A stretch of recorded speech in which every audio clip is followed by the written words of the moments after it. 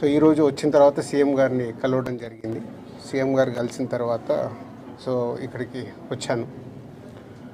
So ఇప్పుడు భాస్కర్కి మెయిన్గా ఇటు ఇండస్ట్రీ నుంచి అన్ని రకాలుగా నా ద్వారా నిలబడి వాళ్ళని అన్ని రకాలుగా జాగ్రత్తగా చూసుకునే బాధ్యత తీసుకుంటున్నాము.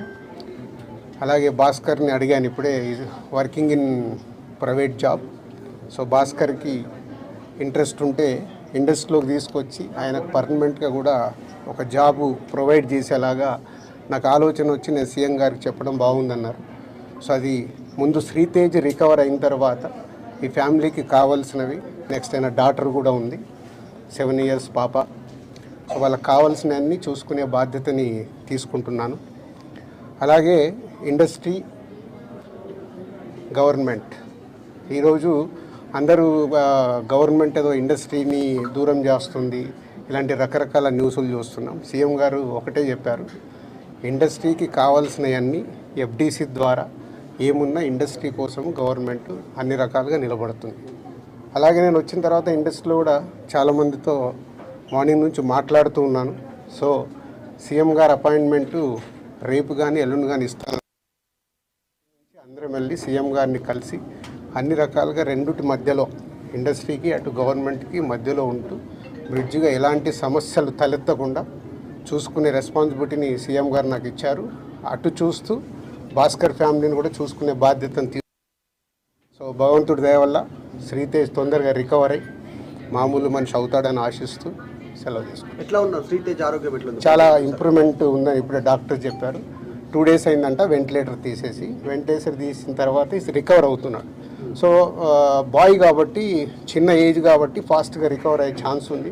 గాడ్ గ్రేస్, వెంటిలేటర్ తీసిన తర్వాత కూడా రికవరీ కనిపిస్తుంది కాబట్టి డెఫినెట్గా తొందరలోనే కోలుకుంటారు. ఈ ఎపిసోడ్కి ఇంకా తెరబడట్లేదు సార్ మీరు వచ్చినందుకు? చూద్దాం.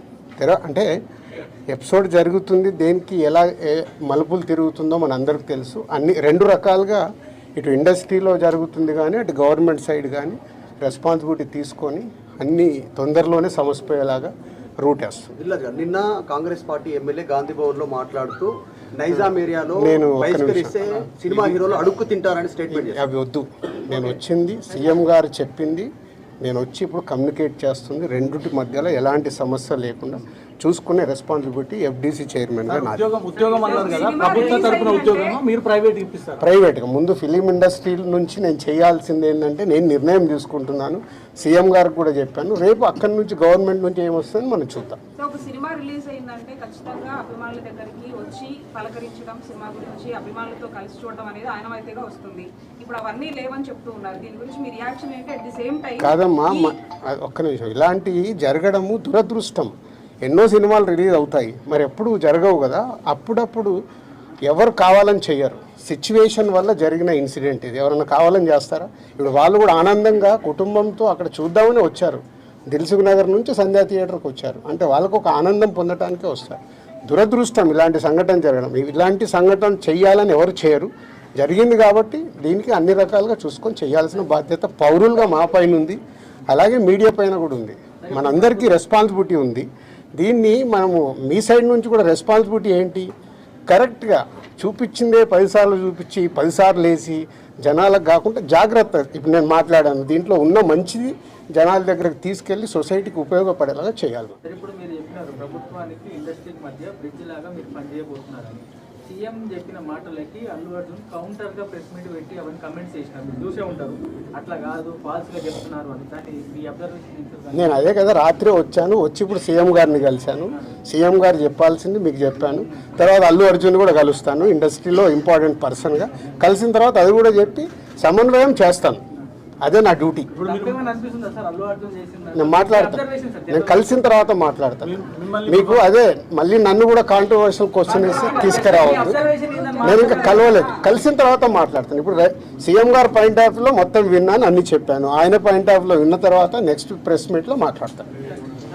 నాకు ముందు కావాల్సింది ఏంటంటే, మనందరికీ కావాల్సింది ఏంటి, సీఎం గవర్నమెంట్దా లేక అల్లు అర్జున్దా కాదు, ఈయనకి ఏం సపోర్ట్ చేస్తున్నాం, ఈయన ఫ్యామిలీని ఎలా కాపాడుతున్నాం అనేది మన అందరి రెస్పాన్సిబిలిటీ. దాని మీద ఫోకస్ చేద్దాం. ఈ ఫైనాన్షియల్గా అన్ని రకాలుగా భాస్కర్కి నిలబడబోతున్నాం. అది నేను లీడ్ చేస్తున్నాను, నేనే పక్క నుండి నేను అన్ని చేయిస్తాను. అది చెప్పడానికే సీఎం గారు చెప్పమన్నారు.